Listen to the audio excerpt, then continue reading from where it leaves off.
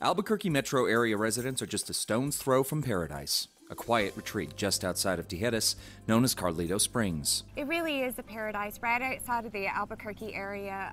It's 179 acres, and Bernalillo County purchased this property back in 2000. And we have been slowly, amongst all of our other properties, planning for it. The East Mountain Steering Committee was formed shortly after we purchased a number of properties here in the East Mountains, thanks to a mill levy that was passed back in 1998. And during that time, they came out here and really assessed the different cultural, historical, and environmental features here. And their recommendation from that plan was to do a more in-depth study because it really is a significant property in many different ways. The natural beauty and developed features have a varied history, starting with the property's first owner. It actually has a wonderful history. It was first settled here by Horace Wickham, who was a Union veteran. Back in 1891 is when he actually purchased this property under the Preemption Act. He had settled here prior to that, building some structures, building some of the first fruit trees and grapevines, and then he was able to purchase it for $1.25 per acre. Wow. Then after he passed away in 1891, it went through a number of different hands, and eventually Carl McGee, who was the founder of the Albuquerque Tribune, purchased the property. McGee, along with the Meacham couple, developed the New Mexico Resort Incorporated, which hosted a variety of guests throughout its heyday.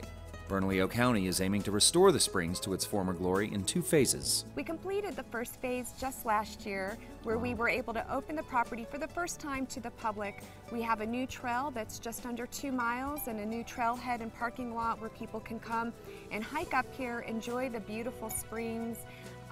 This property, while most of it is comprised of pinyon and juniper woodland, the heart of it is a beautiful riparian area that is birthed from a spring that just provides this lush vegetation, and it flows next into these pools that we're standing next to and continues down into an orchard area. Phase 2 will be rehabilitating the structures. We have a beautiful main house. We know partially that is built from travertine, which is a mineral that naturally occurs here on the property due to the spring.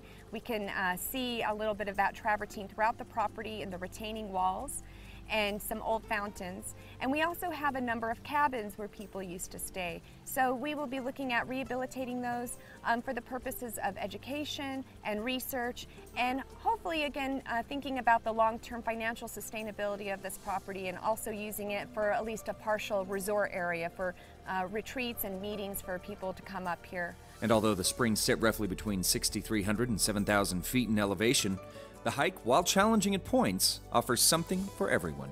Well, it is 2 miles, so take that into consideration. There are some parts where it is steep, and so somebody who may be used to some flatter surfaces might be more challenged. I do know some older people that have said that it's a bit of a challenge for them to hike, so I would definitely be prepared. How you can best prepare for hiking out here is to bring water. Be prepared for the weather, check the weather report ahead time. And I always recommend people wear long pants and closed-toed shoes because there is poison ivy throughout the property. Poison ivy tends to like water, and there's a lot of water here, which is one of the attractants, of course. So it's just something to be aware of. And the restoration wouldn't be possible without the dedicated volunteers working as a team to preserve the spring's history and beauty. We have a wonderful group of volunteers that we're already actively working with and partners called the Carlito Volunteer Cohort. They're mainly made up of master naturalist volunteers, and they are helping with restoration projects. They're doing a lot of research. You'll often, if you're hiking up here, you may run into some of the volunteers working on some of the gardens near the house, and they can tell you all about the property. And they're kind of our eyes and ears here too, because this is a really special place, so we hope everybody who comes here treats it with respect, so it's around for the long term, that it can continue to be a welcoming environment for everybody that comes, for generations to come. So if you're looking for a quick getaway, ripe with incredible views, wildlife, and crisp mountain air, look no further than Carlito Springs. For more information, head over to casa.com.